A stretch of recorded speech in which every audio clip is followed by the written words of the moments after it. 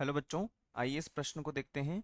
प्रश्न में हमसे पूछा गया है कि pH3 को धीमी गति से जल में प्रवाहित करने पर यह बुलबुले बनाती है, जबकि NH3 विलय हो जाती है। समझाइए क्यों। सबसे पहले हम बात करते हैं प्रश्न से संबंधित मुख्य अवधारणा के बारे में, जो कि संबंधित होगा pH3 एवं NH3 की क्रिया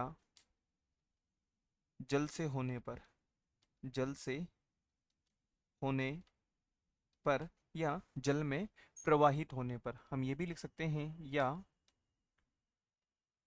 जल में प्रवाहित करने पर। अब हम बात करते हैं कि जो pH3 है वह जल में प्रवाहित करने पर, जल में प्रवाहित करने पर बुलबुले बनाते हैं, बुलबुले बनाती है या बनाते हैं। तो हम यहाँ पर इसका कारण समझते हैं। इसका कारण क्या है? तो हम यहाँ पर लिख सकते हैं क्योंकि क्योंकि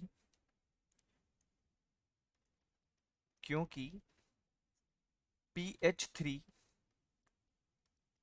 जल से या जल के साथ हाइड्रोजन बंद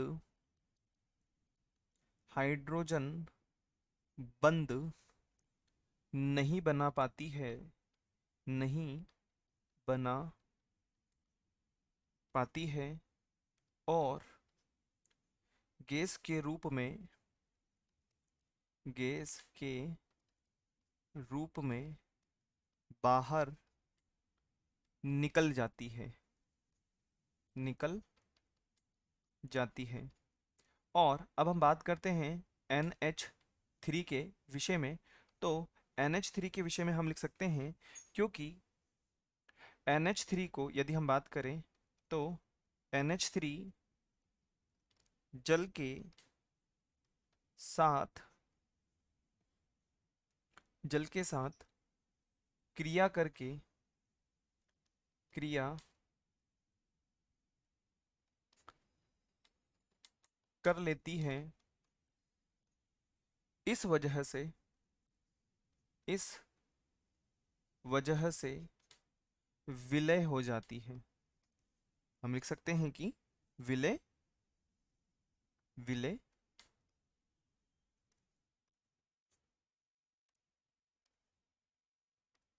हो जाती है।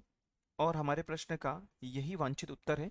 प्रश्न में हमसे पूछा गया है कि NH3 और pH3 जल में, pH3 तो बुलबुले देती है और NH3 विलय हो जाती है। उसका कारण है क्योंकि यहाँ पर जो बंध है उसका बहुत अहम एक तरीके से कह सकते हैं कि हम जो हाइड्रोजन बंध है ये नहीं बना पाने की स्थिति में यह बुलबुले के रूप में निकलती है और हमें वहाँ पे बुलबुले दिखाई देते हैं।